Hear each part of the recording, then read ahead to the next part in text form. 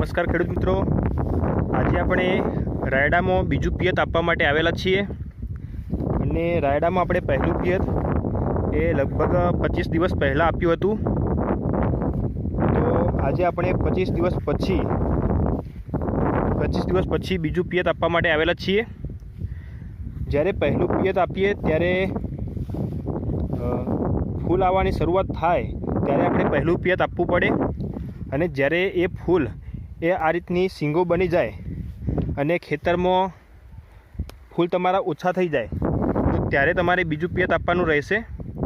ને તમે જોઈ શકો છો કે આપણા આ ખેતરમાં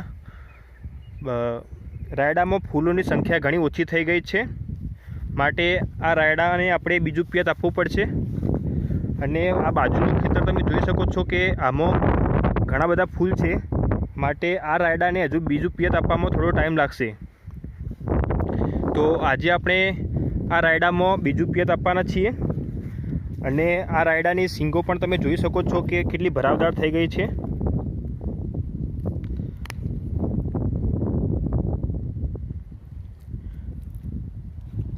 અને આ રાયડો આપણે હાઇબ્રિડ બિયારણનો વાવેલો છે, માટે તેનો તમે ફરક પણ જોઈ શકો છો। અને આમાં આપણે પાયાનું ખાતર અને તેની સાથે સાથે જ્યારે પહેલું પિયત આપ્યું ત્યારે પૂરતી ખાતર તરીકે યુરિયા ખાતર પણ આપેલું હતું અને પાયાના ખાતરમાં આપણે ડીએપી અને સલ્ફર 19નો પણ એક ડોઝ આપેલો હતો અને તે કઈ રીતે આપવું તેની સંપૂર્ણ માહિતી આપણે આપણા પહેલા વિડીયોમાં આપેલી છે।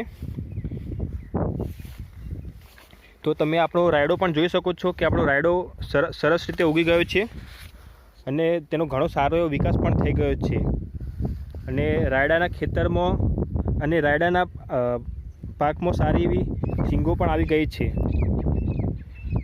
અને આપણે જો પિયતની વાત કરીએ તો રાયડામાં ટોટલ 2 પિયતની જરૂર પડે છે, એટલે કે આ જ્યારે પિયત આપીએ તો એના પછી બીજા કોઈ પણ ફરીથી પિયત આપવાની જરૂર પડતી નથી, એટલે કે ટોટલ 2 જ પિયત આપવા પડે। અને જ્યારે આ શીંગો અને જ્યારે બધા ફૂલ ઘરી જાય અને ફૂલમાંથી શીંગો બની જાય ત્યાર પછી આપણા રાયડો એ વાઢવા લાયક તૈયાર થઈ જાય છે અને તેના માટે આ જે શીંગો હોય તો તેમાં દાણો પણ પરિપક્વ થવો જોઈએ અને આ લગભગ 1 મહિનો જેટલો આ રાયડો હજુ પણ ઊભો રહેશે। અને આ રાયડાની લણણી પછી જ્યારે તેનો થ્રેસરમાં કઈ રીતે લેવો અને તેમાં શું ધ્યાન રાખવું તે પણ આપણે આપણા વિડીયોમાં જણાવતા રહીશું। અને આ વખતે આપણે રાયડો તથા અજમો લેવા માટે એક નવું થ્રેસર લાવ્યા છીએ, તો આપણે તેના પણ ઘણા બધા વિડીયો બનાવીશું અને તમને પણ ખબર પડશે કે ભાઈ એ થ્રેસરનું રિઝલ્ટ કેવું છે અને ખાસ કરીને અજમા માટે એ થ્રેસરનું રિઝલ્ટ કેવું છે। તો ખેડૂત મિત્રો, તમે પણ જો રાયડાની ખેતી કરતા હોય તો તમે પણ અમને તમારા કોઈ પણ અનુભવ હોય તો તમે અમને શેર કરી શકો છો।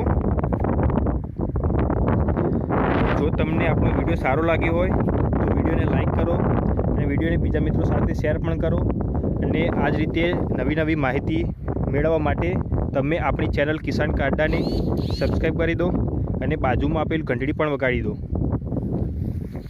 અને અત્યારે આપણું પાણી પણ ખેતરમાં આવી ગયું છે।